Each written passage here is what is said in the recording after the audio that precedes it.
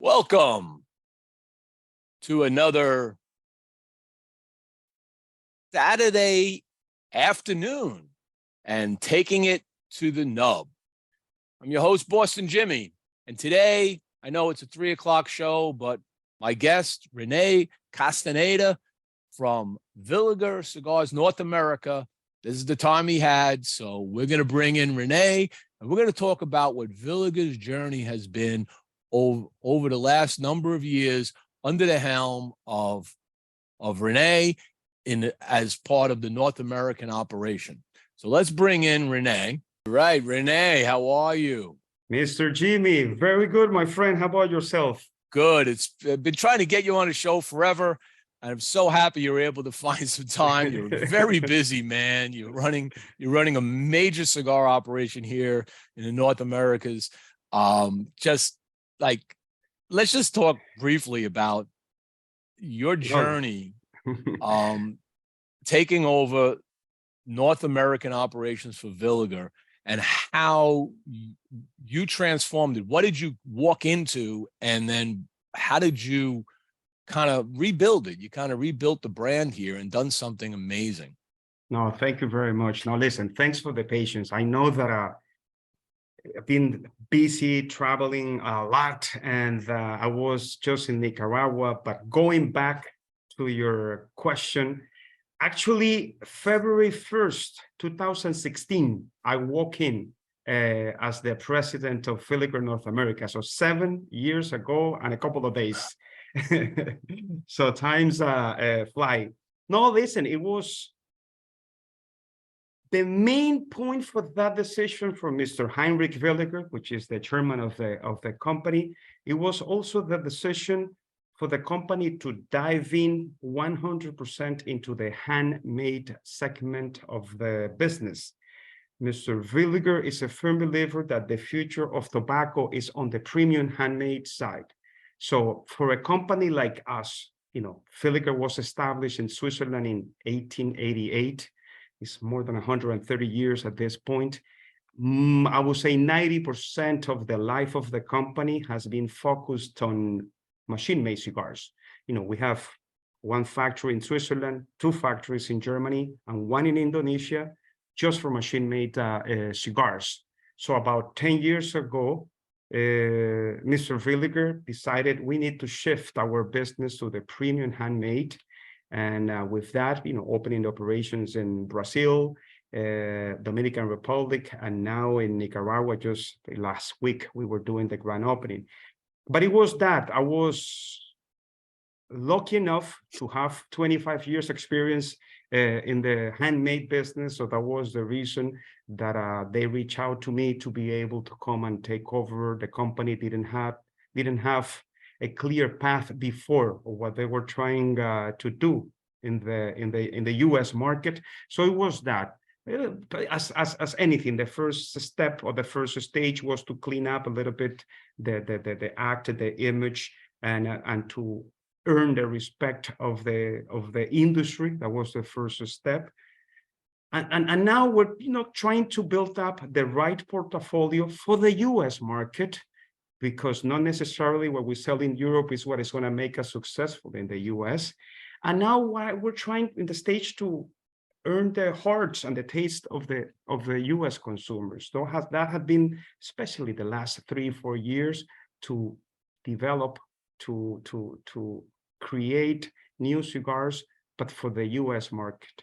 In the company, when it comes to handmade, we have what we call the global brands that we sell in all markets. And we have just some regional specifics, in this case for the US. So that's the long story of 7 years, like in 30 seconds of what I have been trying to do. But it's that we want to make sure that from Europe, we come to the US, and from the US to the stores, to the personal humidors of the people in the US, just to put it in a nice phrase. So what are you smoking tonight? Actually, I'm smoking the Villiger Miami. Maybe you take a look at the picture. Is this way that I have to do it? Is the picture that I have in the back. This is a cigar that has a nice story, because it was mainly the cigar that I was smoking during COVID when I couldn't travel.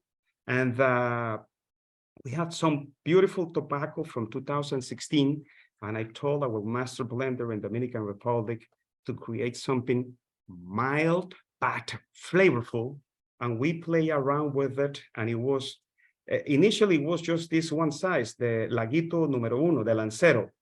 You know, I'm a Nice. big fan of the Lanceros, so we play around. He sent me several things. I couldn't travel, so finally we decided on one blend.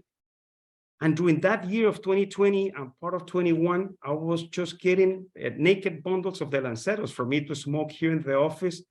When the people started traveling, I mean, customers, colleagues, friends that passed by our office in Miami, that was a cigar that I was sharing with them.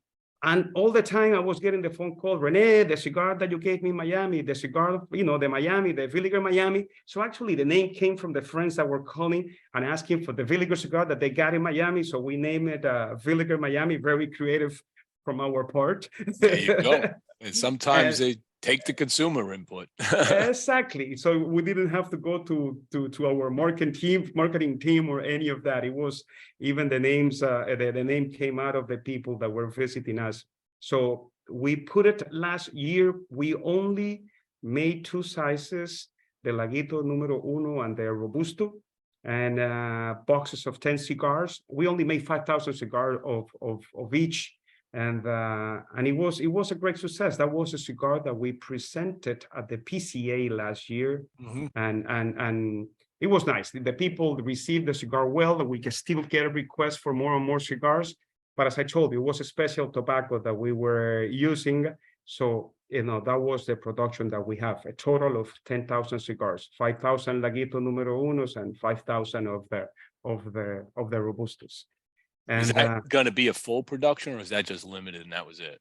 it's limited. We are working for one for this year, and I'm having cigars now, and I'm trying to see it, to keep it on that profile. It's a little bit different because there is not the same tobacco, but we're trying to work on a Toro size. It's as you know, it's very challenging to make the Sure. Lanceros and to make good Lanceros. So we're trying to take an easy path to make a Toro size.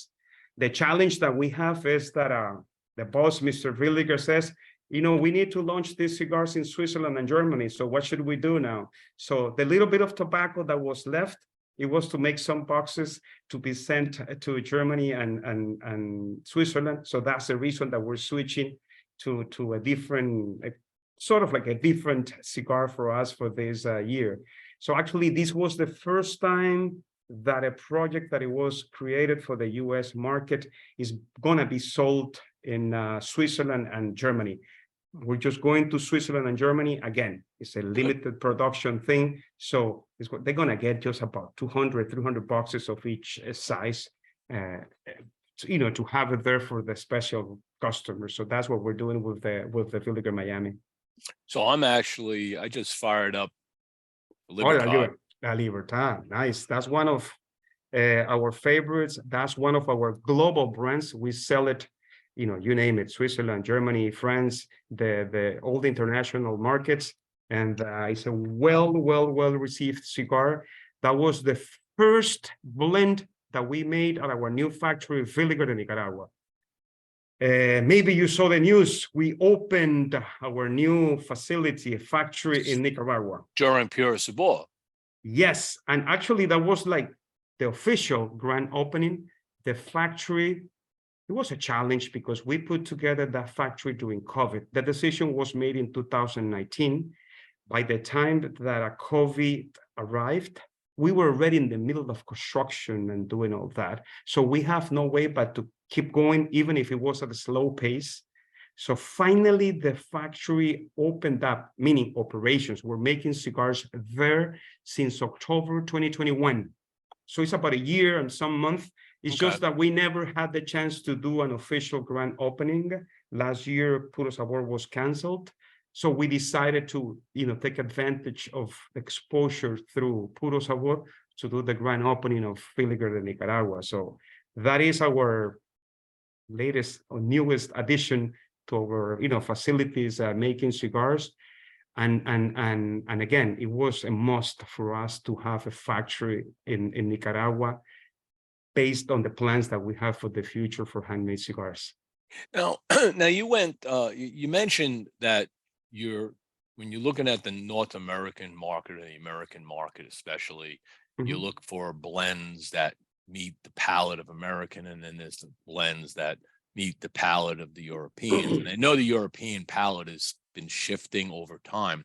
Yes. What is it about, like you mentioned, that this cigar is sold in both markets? What is it about this blend, flavors in this, that join those two together?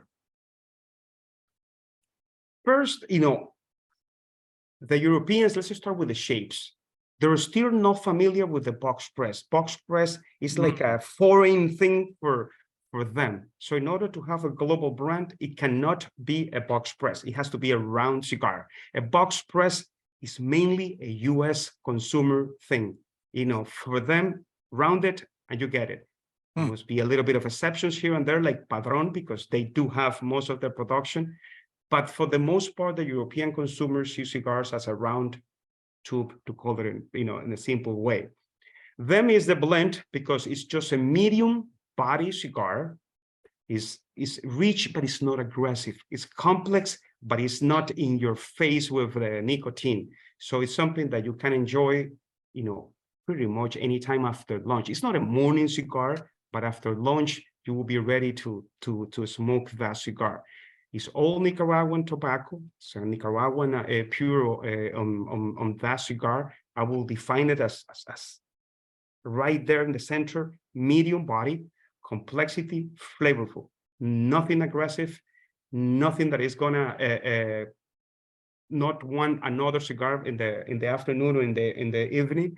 So I think it's a great cigar, and that's the standards when we work for those blends that could be global, mainly that.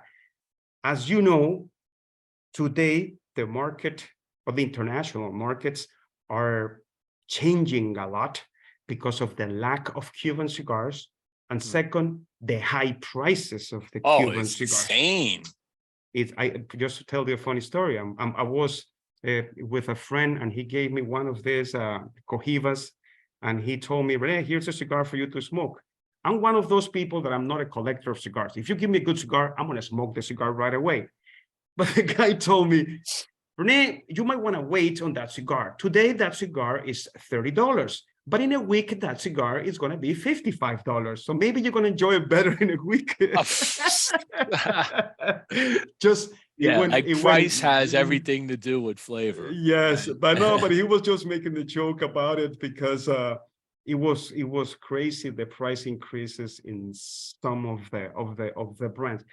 But that situation has opened the door for the non-Cuban cigars. I mean, wide open the doors for the non-Cuban cigars, especially in the European markets, because when you go to a cigar shop, you're going to smoke a cigar. And if they don't have your favorite brand, you're going to give it a chance to smoke something else, because it's not like, okay, I'm not going to smoke today, let me go and I'll come back in a week. No, you're going to smoke a cigar. No, you give you the chance. I was right after the German fair, the Dortmund fair on September. I spent about a week in Switzerland, and most of the our office is close to Zurich. So most of the cigar stores before this situation, it was all Cuban cigars and a cabinet of non-Cuban cigars, Nicaraguan, Dominican, Honduran. Now is the reverse. Now is all Nicaraguan, Dominican, and just a little cabinet of Cuban cigars, because they don't have product, and whomever is managing Habanos now, they're deciding where to send the little bit that they have. So it's giving us, the producers of Nicaraguan, Dominican, and Honduran cigars, a bigger chance and a chance to be exposed to the market, because the people over there were too used to be smoking Cuban cigars. Sure. So it's that.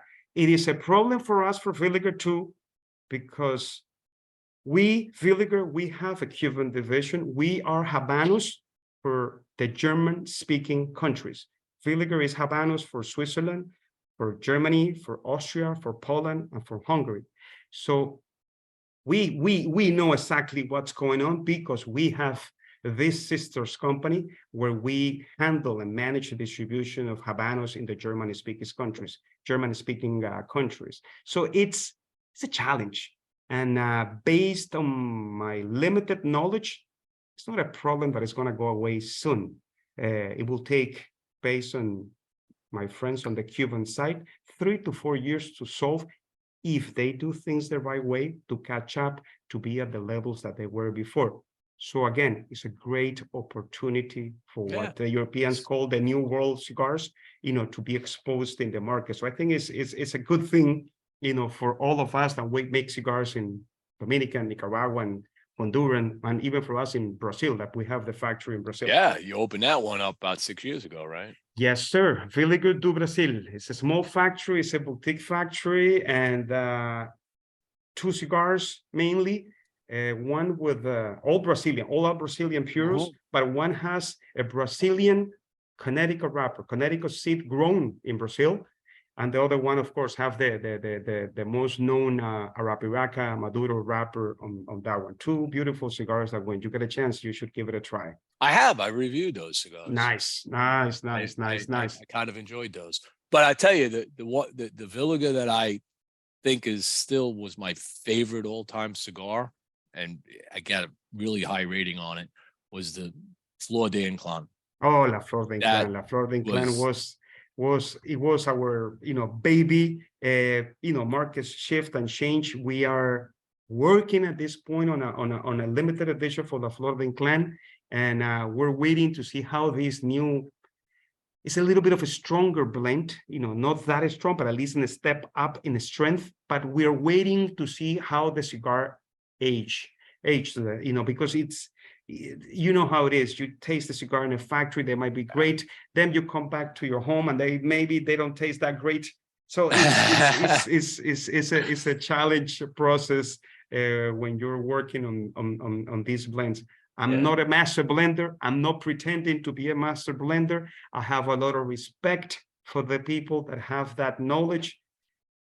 But it's part of my responsibility to decide what goes to the market. So I need to take that process very seriously because it's a huge responsibility. Whatever goes to the market, the last stop is right over here by my office. So we need to make sure that we at least do our homework to make sure that we can be successful.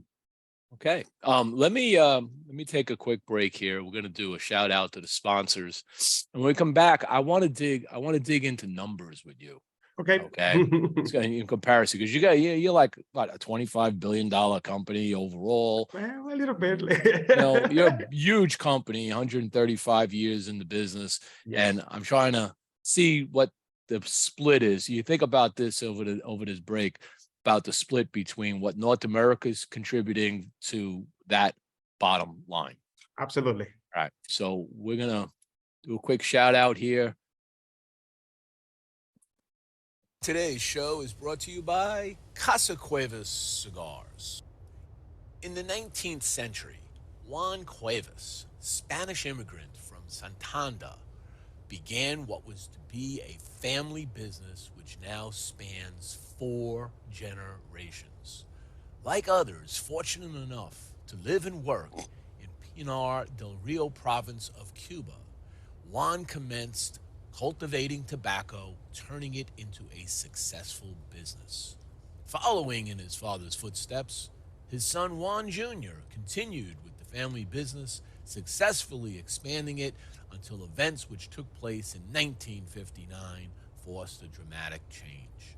Years later, in the Ciabo Valley of the Dominican Republic, Luis Cuevas Sr., Juan Jr.'s son, carried on the family tradition of handcrafting fine cigars in the family's cigar factory, Tabacalera Las Lavas. Today, Luis Sr. is joined by his son Luis Jr.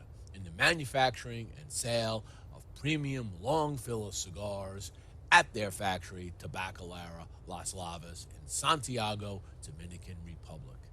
So check out Casa Cuevas Cigars at www.casacuevascigars.com and on their Instagram and Facebook channels. Introducing Blackened Cigars, M81 by Drew Estate. A dark, bold, and unapologetic cigar collaboration. My job is all about taste. So when James mentioned he wanted to create an exclusive cigar, I was stoked. Like Metallica, Drew Estate has some of the most hardcore fans out there. I've known Rob Dietrich for years, and when he approached me to collaborate on this, we couldn't be more excited. I mean, Metallica, Black and Whiskey, and Drew Estate, what could be a better passion project? Needed to craft a cigar unlike anything in our portfolio. One that would take cigar fans on the deepest, darkest, heaviest journey into the mystical world of Maduro. Full-bodied with notes of espresso, leather, and dark chocolate. Blackened Cigars, M81 by Drew Estate. Before you light your next cigar, be sure to check out Cigar Medics, the makers of the patent-approved humidimeter. The humidimeter is a tool designed to display the relative humidity inside your cigar. With this device, there's no more guessing. Simply insert the probes into the foot or cap of your cigar, and you can instantly know if your cigar is ready to be smoked. Buy now on cigarmedics.com and see site for other cigar accessories. With the humidimeter, you'll know when to hold them and know when to smoke them. And today's show is brought to you by Bocock Brothers Cigars, a new and active brand founded by two Honduran brothers, Bryant and Douglas Bocock.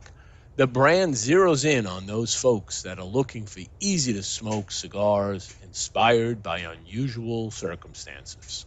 Very importantly named after their very interesting and imitable last name, Bocock.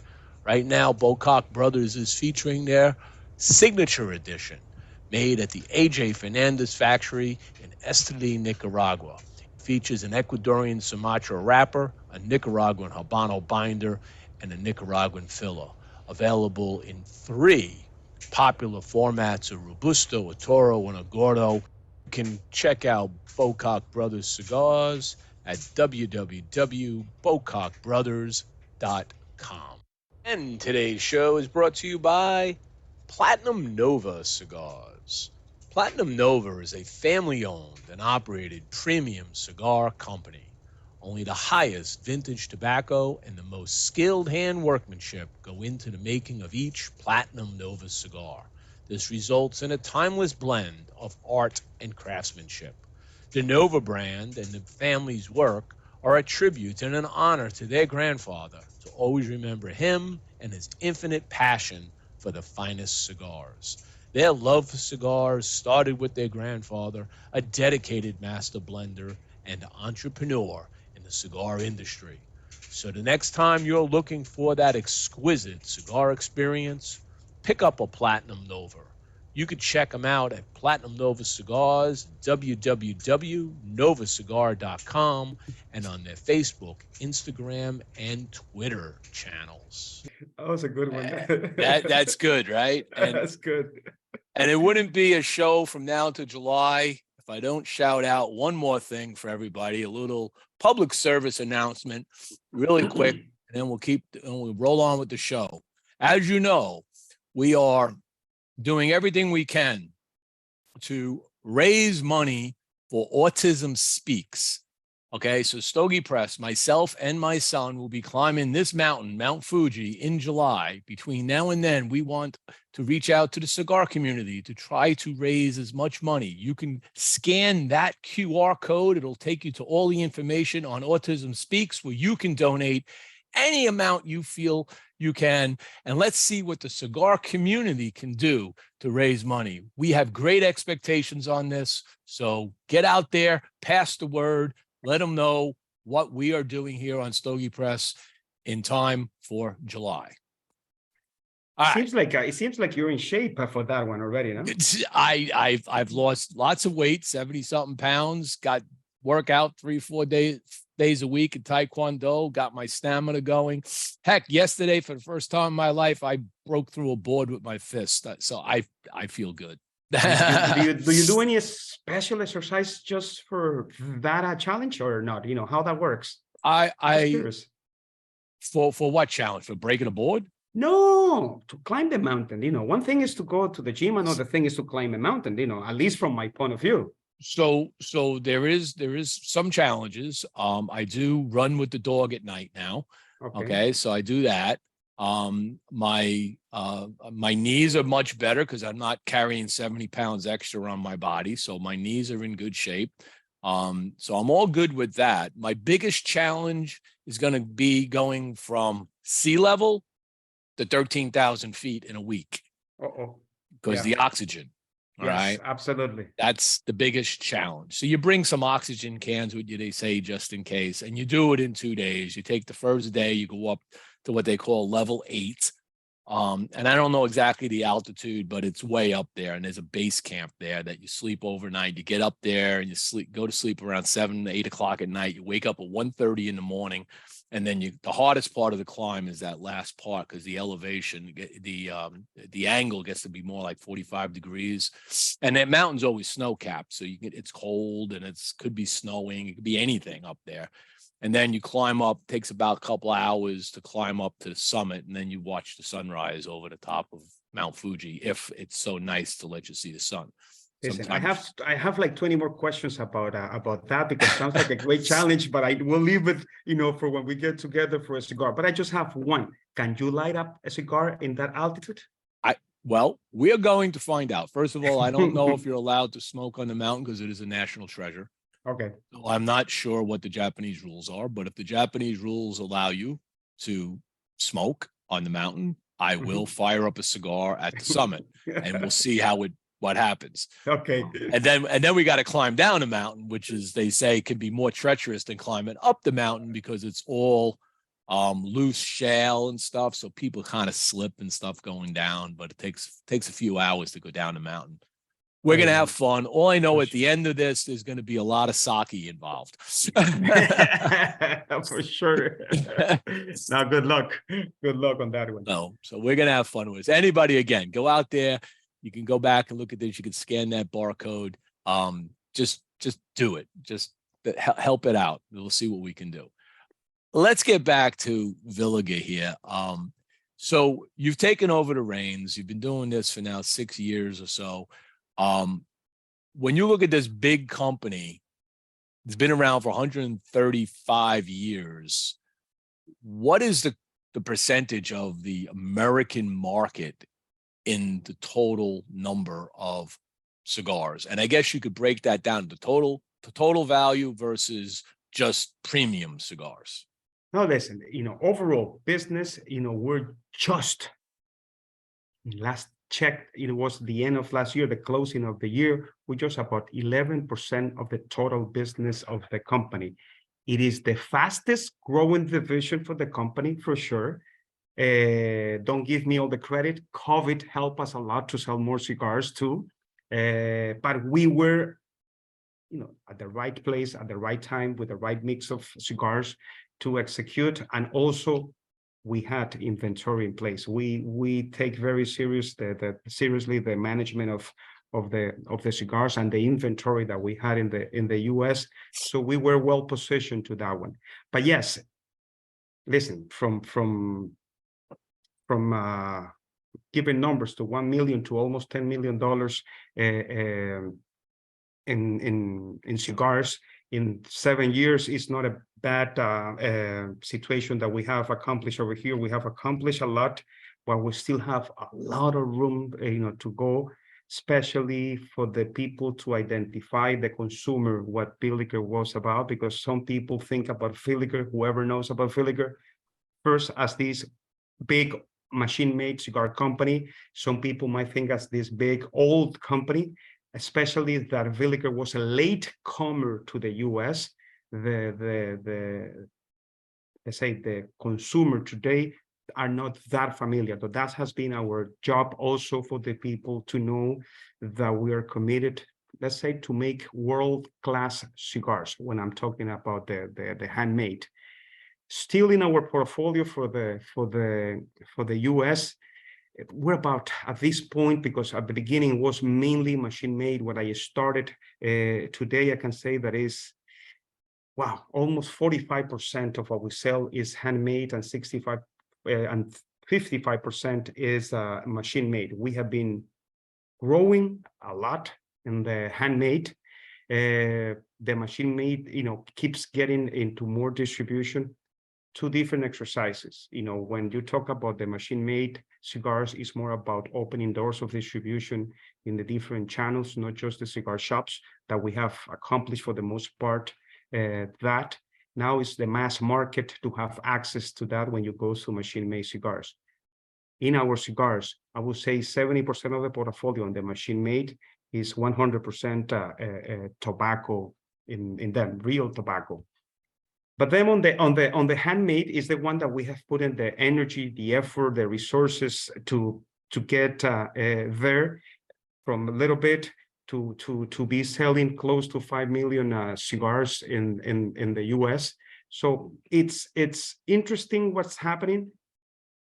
And we're trying to focus now and to make a solid ground, a solid foundation for the handmade cigars, not just growing for the sake of growing. We want to make sure that the people get familiar. They have more. We have more brand awareness in the US, because we, meaning the whole Villiger group, sees the US market as our next frontier. Remember, most of the companies on the handmade started in the US and then they go to Europe. We're the other way around. We started in Europe and now we're coming to the US. So it's sort of like I told you, a late comer to the market. So we're working on that to make sure that we earn the respect and the awareness and the relevance in the US market. So how are you addressing in your marketing the growing demographic, obviously, of the younger millennials and even the new up-and-coming Gen Zs that are now into the market and are looking for, they're big into boutique, small batch. And like you said, you hear the word Villiger and you think, oh, it's this old brand. It's in with the big guys. It's the big guys, and people want to have these what's new, small batch. Are you doing anything to address that? Absolutely. And where is your demographic sit right now in your mind? No, listen, we're working on that to have access to this new 30 to 40-year-old smoker, because definitely for the 50 and olders, they know Villiger, they're familiar, is part of their rotation. What we're doing on that one, it's the other markets are following what we have done in the US. And I'm going to give you one example. We put every year since the last 3 years, the Villiger TAA exclusive. We make the Villiger TAA exclusive all the time with a different factory that is not our factory. The TAA 2020, we did it with Ernesto Perez Carrillo. The 2021, we did it with Jochi Blanco, Tabacalera Palma. The 2022, we did it with Eric Espinosa, Tabacalera La Zona. This year, we're making it with Aganorsa. So we're trying to reach out, and we're using that effect also for international markets, mainly European markets. The fact that we are bringing a new, let's say, touch to it, a well-known cigar manufacturers to bring something different for them to get exposed to the Villiger name. Because you might be a big fan of Ernesto Perez Carrillo, but maybe you have never smoked a Villiger. So we want to use that bridge, that connection to expose our name. And most of these manufacturers have been nice enough with us, open the doors to do this type of projects. And we have had the luxury to cherry pick, the ones that we consider is the best fit every year to whatever we wanted to do. So our main markets, or our local markets, is Switzerland and Germany, because we're mainly, our two headquarters are northern Switzerland, South Germany. So those are our main local markets. So now with them, let's say, for example, they're doing the Villiger Miami. They are going to be, we're working on a project with Jochi Blanco for them. We're working on a project with Ernesto Perez Carrillo with them. So we're following those exercises that have been successful for us in the US in the development of our handmade portfolio to replicate what has been successful over there. Like they said, if it's not broken, don't fix it. If it's working over there, let's try it, because Ernesto, Jochi Blanco, Eric Espinosa, they are known and successful, becoming very successful in the other markets. So we wanted to use that. We go to different markets. Let's say we also put the Villiger, the Year of the Rabbit. We don't bring that to the US because it won't give us anything over here. That goes exclusive to the Chinese market. We have a lot of exclusive, in the different duty-free store, the Dubai, the Qatars, even the Switzerland, Zurich duty-free store. So we work on all these projects to get the international exposure on the handmade, the innovation part to the handmade. Especially that innovation is the key for the people to see that even though we are a 130-year-old company, we're evolving, we're moving, we're adapting, we're adjusting, and we're not afraid of testing new things or trying new things. We want all of them to be successful, but we know that some of them will not be successful. But we want to make sure to show consumers, the friends, that we're not afraid. We're trying, we're exposing, and we're relying a lot on experts in this business, people like Ernesto, or Eric, Aganor, Sanal, to work with them to develop, great products also that help us to develop that. And especially in the Swiss and German market, to make sure that this younger generation of smokers, we create an appealing product for them to try and to smoke and not to feel like I'm smoking my grandfather's cigar, because that's the perception that they might have on that one. No, listen, Villiger, that's my grandfather's cigar. Why should I smoke it?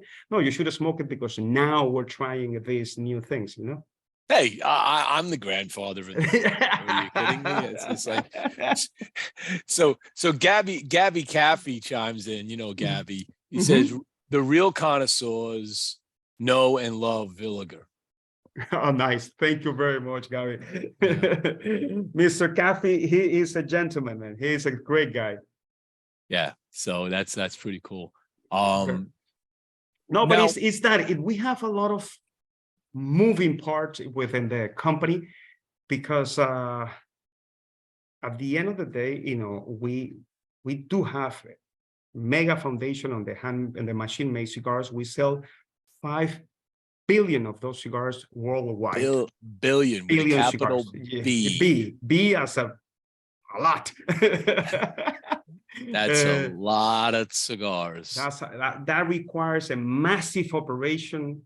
Just think about acquiring all the tobacco. I was going to say, that's like, that level of production is massive. So that's the reason that we have these factories dedicated, 2 factories in Germany, 1 in Switzerland, 1 in Indonesia, just making machine-made cigars for those consumers. It's a staple in the markets, and it's sold worldwide. Here in the US, the Villiger export, the square, small cigars, beautiful smokes. If you are into just 10 minutes smoke, it's 100% real. I like those cigars. I remember getting those at one of the shows like 4 or 5 years ago, whatever. And I found those to be very pleasant, short little smokes. If you're on a lunch break or something and you just want to get a quick hit, you good 20 minutes and you're done. And they were very flavorful. Listen, I think they're an excellent cigar for that little coffee break when you want to have your espresso, and even a Corona will be too long for that espresso. Right. The Villiger Export is like right there on the spot for that. Just don't know which side to smoke, though. There is no wrong side, my friend, so it's all good.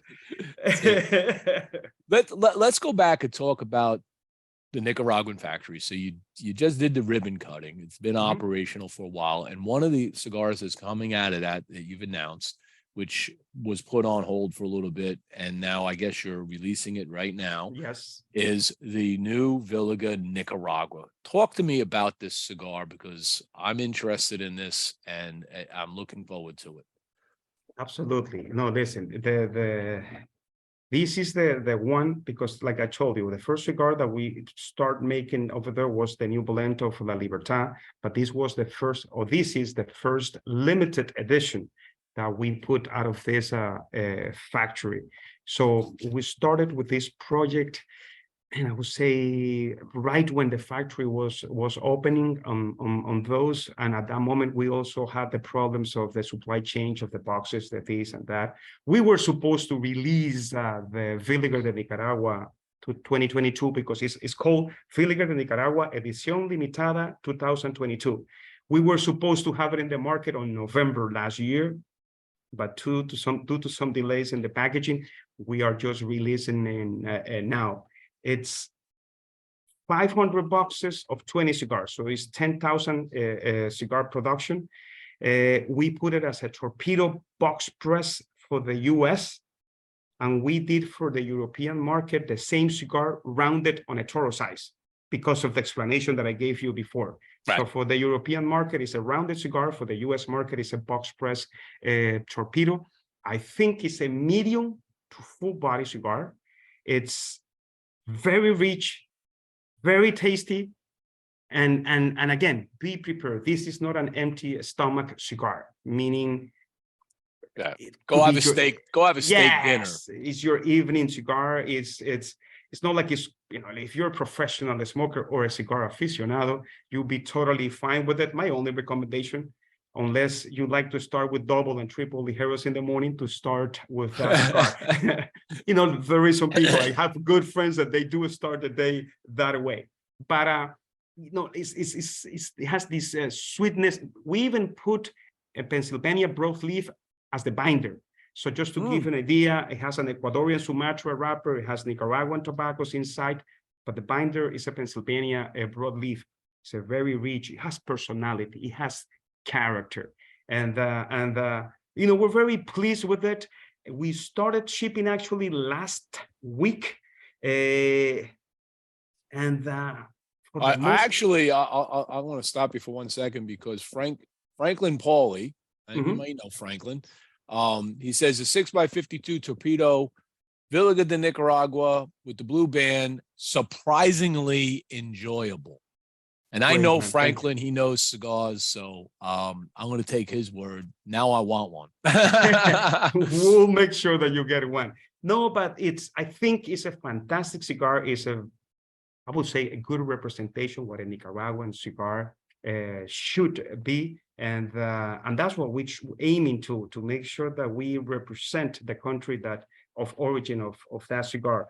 Mr. Villiger is old school, and for him, if the cigar is Villiger de Nicaragua, first it should be made in that country, and it should be using tobaccos from Nicaragua. So he's very into that old school to respect the traditions, the origins of each one of the countries that we are, you know, working on. And that's the reason that now we're having the conversations that we need to get somewhere in Honduras now, because, you know, it's the only country that we don't have a presence to make cigars. So that you don't have Costa Rica. No, Costa Rica. But, you know, listen, you know, I'm a big fan of Honduran cigars. So we hope that in the future we can do something with Honduras, and we don't have anything made in Honduras or with Honduran tobacco. So this is one of my wishes, conversation that I'm having with Mr. Villiger, to see if we can make something happen. I have a lot of respect for Honduran tobacco. I like Honduran tobacco, so I hope that we can make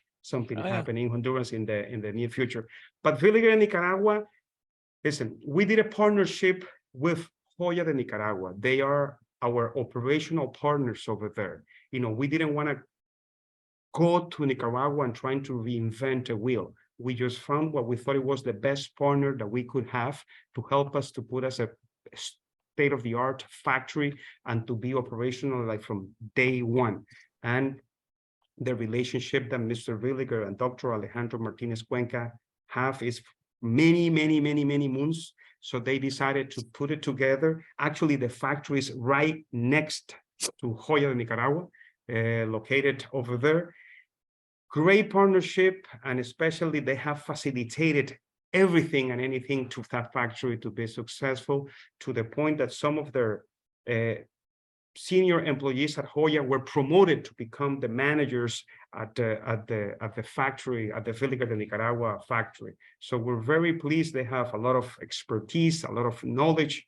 They're not improvising. We couldn't afford to go and try to get and build up a factory ourselves, because it would be lack of knowledge, ignorance to try to do it, and it will be more costly, more expensive to try to do that one.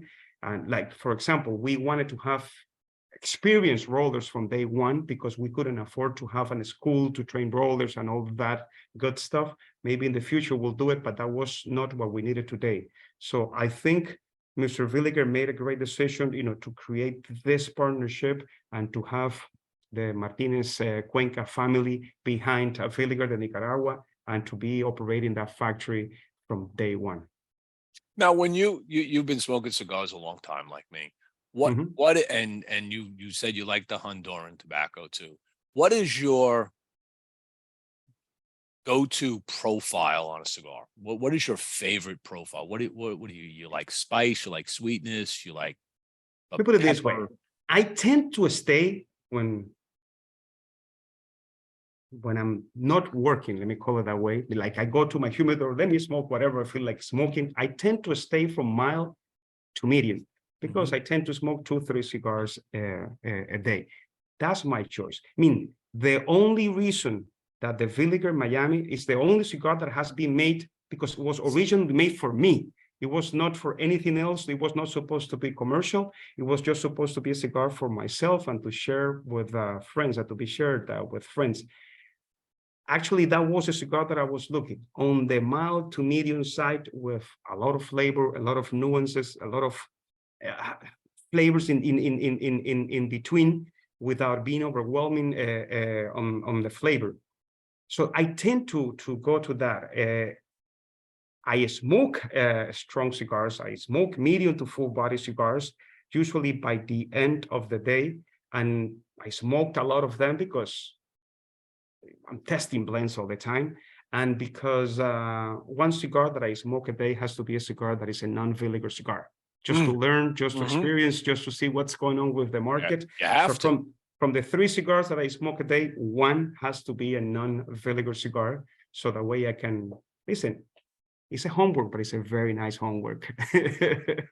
So I'm always cherry picking, visiting the stores, seeing things that get my attention because of packaging, because it was a review by you, or whatever might be the situation, because, it's gets in my radar for whatever reason. Maybe I just saw it in social media. So I get to cherry pick the cigar. And if the cigar is getting any traction into the market, the more I pay attention to see what's going on with that blend, that packaging, that style of cigars. The most difficult exercise for me, I was never a big fan of the 6x60, the big fat cigars. Yeah. So like, okay, we do it. Know my thing. I tend to smoke the smaller ring gauge, the Coronas, the Lonsdale, the Lanceros, and maybe up to the Robusto is totally fine. But me, downtime, that you see me cherry picking a 6x60, I really never do it unless it's a brand that is just made in that size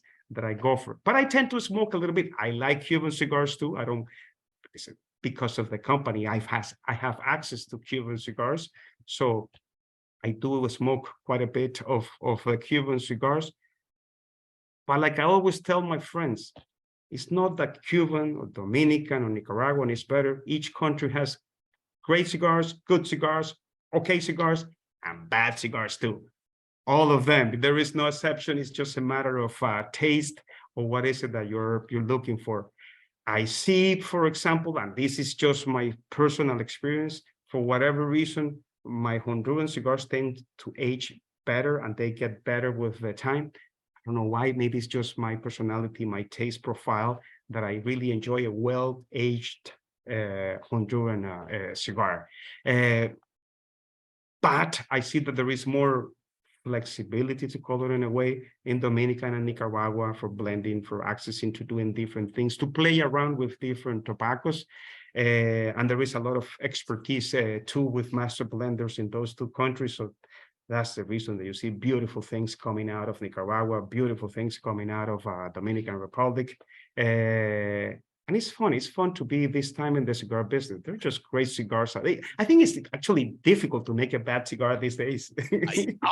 I'm with you. There is a lot of good product out there. Don't get me wrong. I get people sending me cigars to review and some of these little companies, and sometimes they hit the mark and they end up on my site. But many times they don't end up on my site because I'm not going to review a crappy cigar because I'm not going to spend the time doing that. And I'm just like, nope, you got to go back to the drawing table and figure this out, because this is not going to sell. It might sell your friends and family, but other than that, you're not going to sell it. But for the most part, they're decent. They're in that bell curve, that 80% sitting right there, average good cigar. Talk about pricing for a second. So I've seen a number of press releases this year already that pricing are going up 5%, 6%. Where are you on your pricing now? Are you going through a price increase soon? Are you going to keep it where it's at?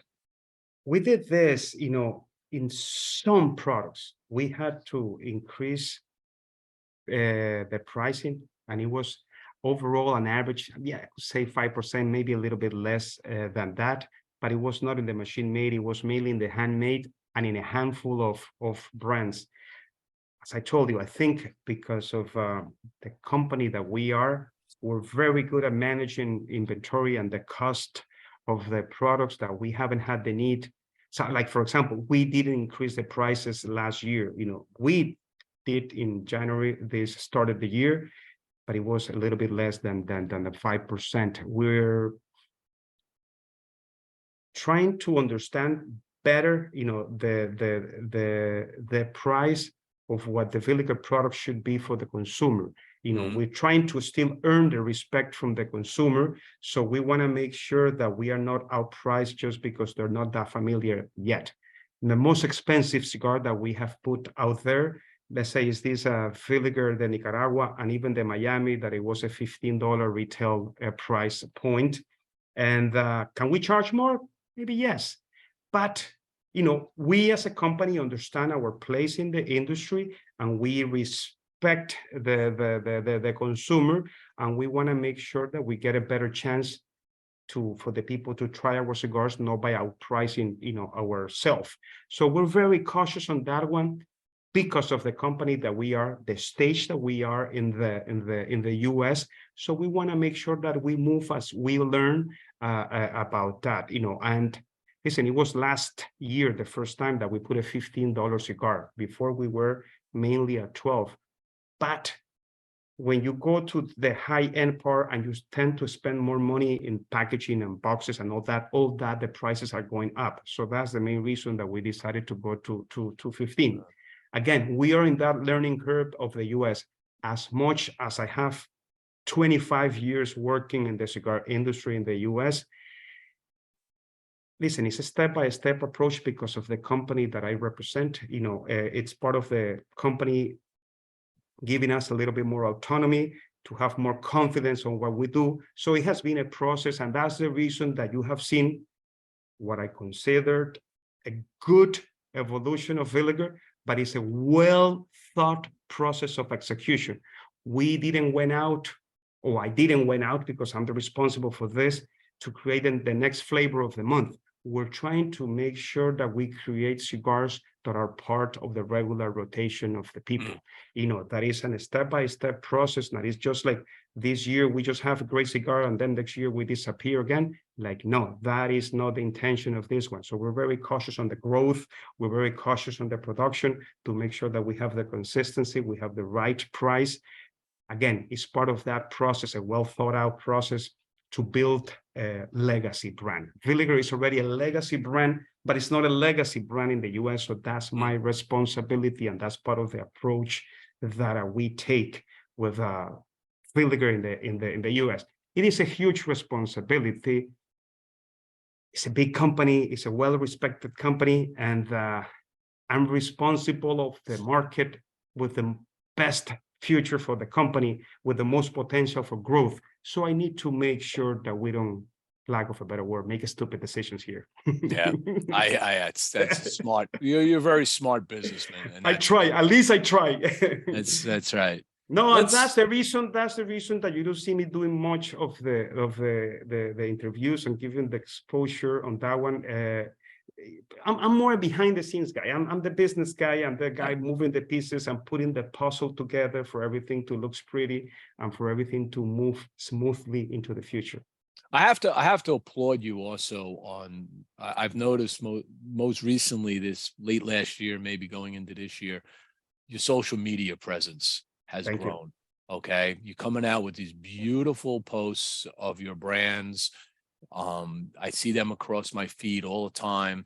They're enticing. It's like, oh wow, look at this. Look at it. They're beautifully, photographed. It's not just somebody taking an iPhone photo of something. It's you really have a good marketing team that is pushing that out. So applaud them for me because I think you're doing a great job there. Let me give you one little secret.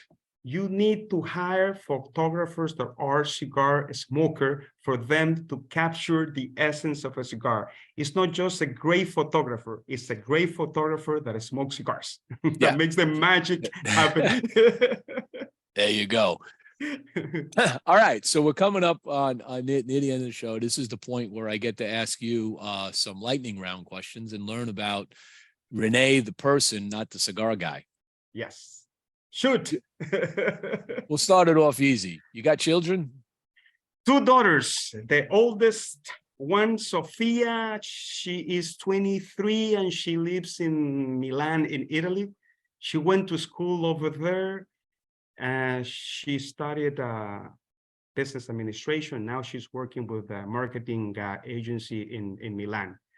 Is she coming back to the US? I don't think so. She's in love over there in Italy, and she's look at me like little people over there in Miami. So it's like she's the youngest one, Daniela, my second daughter. She lives in London. She goes to school in London for journalism, and she's finishing this year. And depending on the week, she wants to do A, the next week is B, the next week is C. So she's in that stage that's still trying to, okay, what's the next stage of life? I've been married for 26 years already. Beautiful lady, and actually, by the way, during COVID, it was the first time that I had to be in Miami like for 2 years without traveling. And it was the best test because either I'm going to get divorced, or I'm going to stay here for life. Because I was like 50% of the time traveling somewhere. It was a great, again, it was a challenge because it was also the time that we were by ourselves. The daughters were already in Europe. So, but it was a great time and we survived. And I think it made the relationship stronger with my wife that we were able to spend the 2 years together. And we're still together. Good for you. Because I work from home on my job. My wife has her own marketing company. She works from home. We're around each other all the time. But 90% of the time I'm here. She's in the other room inside the house. And we meet each other for dinner, breakfast, and late evening, late show comedy. Nice. And it works. Nice. And I give her one non-cigar vacation a year. Okay, meaning that I'm not dragging her around shop to shop to shop and doing stuff. And this year it's next week. I'm going to be in Portugal and Mallorca. Nice. For an extended vacation, celebrating a 10-year wedding anniversary, Valentine's Day, and all kinds of good stuff. So congratulations. Now my wife, she does the same thing. She takes 1 week a year by herself. I think that she's a school teacher.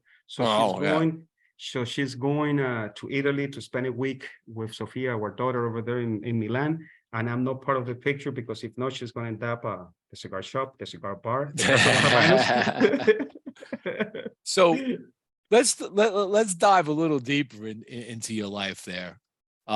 This is a good question. I don't ask this to everybody, but we kind of broached it a little bit. Tell me about your first date with your wife.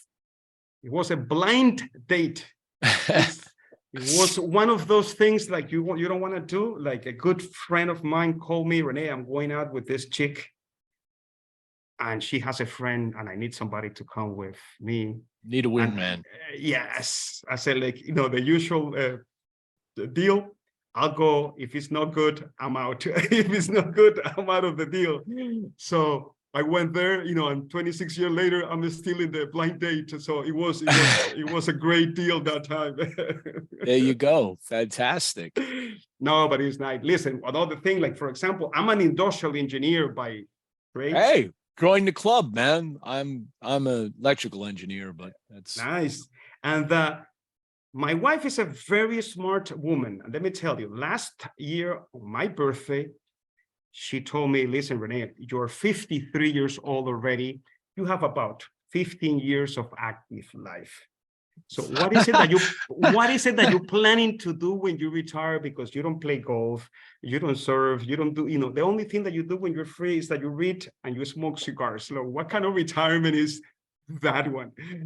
So because of that, it put me the seed to think. Listen, I enjoy, and when I was young, my goal was to be a historian. But you don't make any money as a historian. So I decided to become an industrial engineer. So I told her, you know what? I want to go back to school, which I already did, to get a master's in history. So that way I'm going to retire as a professor at the university. So that's what I'm working now. School, don't give me too much credit, just one online class per semester. Sure. But I started the process. But it was a very good question. So I have already my retirement plan in action, and put it that way. My wife asked me that because I just turned 63. I retire probably in a couple of years. And she goes, what do you really want to do when you retire? I mean, she says, I can't see you. You're always, because I'm always working. I'm always thinking. And I said, yeah, well, that's the problem. I'm always thinking and I'm tired of it. I'm getting, as an engineer, your brain starts getting, worn out. So I said, you know what I want to do? I want to take at least the first year and I want to go chase sunsets. Nice. I said, we're going to take you, me, and a dog in the SUV. We're going to go get in a car. We're going to map out sunsets around the country, whether it's big fields out west, whether it's a big lake or there's an ocean, whatever. And we're just going to go and eventually get to this destination and watch the sunset, take some photos, maybe create a blog that just, documents the whole thing and just relax and smoke a cigar. And there will be a little puff of smoke when the sun sets, and we'll just talk about it. That's very cool. Very cool. Very but cool. you're right. You don't think about it when you're young. What you're gonna do when you retire? Because, could I continue doing engineering? Yeah, I could consult. Maybe I will. The beautiful part of being an engineer is you're always an engineer, and you can always knock on a door and generate income. If you need to. For sure. That's the beauty of being an engineer. You're right. But at the same time, I'm like, my days are just filled with just thinking. I get tired these days when my brain gets like, I just got to take a nap. I'm assuming it's part of the way of life of the engineers. We're always thinking about how do we solve this? How do we get it better? How do we, change this, adjust that, whatever that might be. Yeah, and you got to shoot the engineer and start the program because otherwise we get into analysis paralysis. I call it. You never come up here. It's always could be better, right? And last question: you music fan? You know what? Not much, because I tend, listen. The thing is this: during COVID, I took the challenge to perfect my French. I speak French. So I was like immersed on French music for 2 years just because I was doing that. I mean, I had before COVID French at the level of surviving. My goal was to take to the academic level. So it was that I was there more because of part of the exercise, if not, little music here and there. I took about 6 months ago now the challenge to learn German. So I'm starting, okay, let me start to listen as many things as possible in German, which is a little bit more of a challenge, by the way. It's, when you speak Spanish, to learn French is quite easy. German difficult, that you have to speak like you're angry all the time, and you got to put all the words in one word. And but it's I mean, I like the process of learning languages, but the music part is always in the background. Remember, at the end of the day, I'm a Latino, and we love music and we like music, and we tend to listen to music for everything. So it's part of life, even if it's not acknowledging that the music's there. The music is always there. Yeah. Are you a good dancer? That I am. Listen, I was, I had the best trainers possible. I have 5 sisters. So imagine, I was the chaperone for all of them. So I was in party after party after party, meeting beautiful girls left and right all the time. So my first 8, a good 10 years of my life, I was dancing almost every weekend. So Wow. I perfected the art of dancing just by having so many sisters. I'm so terrible. My wife tells me I have no rhythm in my body. None. And she's right. I'm like stoic, I'm like, but this arm doesn't move with that arm, and the head moves the wrong way. And I'm like, okay, but I love to dance. Don't get me wrong. I love to get out on the dance floor and just do stupid stuff. And she just puts her head in like this, and she's like, I don't know that guy. I don't know that guy. I don't know him, and we're going to this wedding in Portugal. That's part of the reason we're going there. And a good friend of mine, his daughter's getting married, and I'll be out on the dance floor doing my stupid stuff. Listen, it's never too late to learn. Maybe you should take some classes here and there. My son's doing that. Him and his girlfriend doing ballroom dancing and everything. I keep asking, you're doing ballroom dancing. Usually when couples start doing ballroom dancing, there's a wedding coming up soon. Maybe I gotta think about. Maybe you're gonna call me and tell me that you're gonna do something. Maybe I get another grandchild someday. Oh man, it's great. No, but never too late. So maybe you should give it a try. Maybe. I'll see. I'll stick with the Taekwondo first and get my moves with that, because that's all choreographed stuff too. And True. I'll just start dancing around and pretend I'm doing my forms. All right. So that was a great show. Thank you for joining and taking your afternoon on a Saturday to talk to folks. Remember, people, if you are looking for something new and different, check out Villiger Cigars. I'm sure you'll find them in many shops around the country. Yes.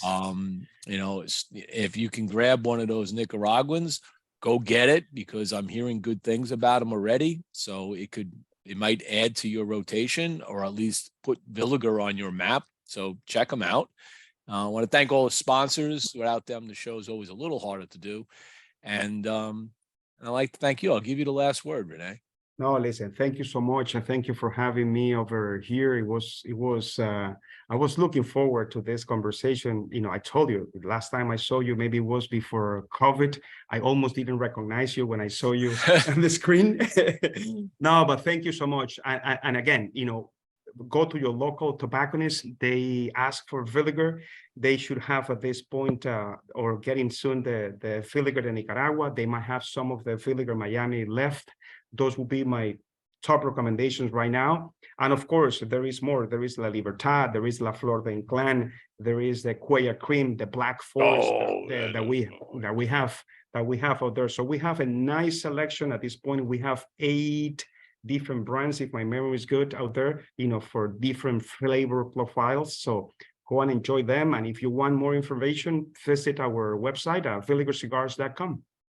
Okay. Well, thank you. Thank you. Thank everybody for joining. And don't forget, love, like, and share this. And you too will be in a Wheel of Wonderfulness show in the next couple of weeks. There will be no show next week and the week after, because I will be on vacation over in Europe.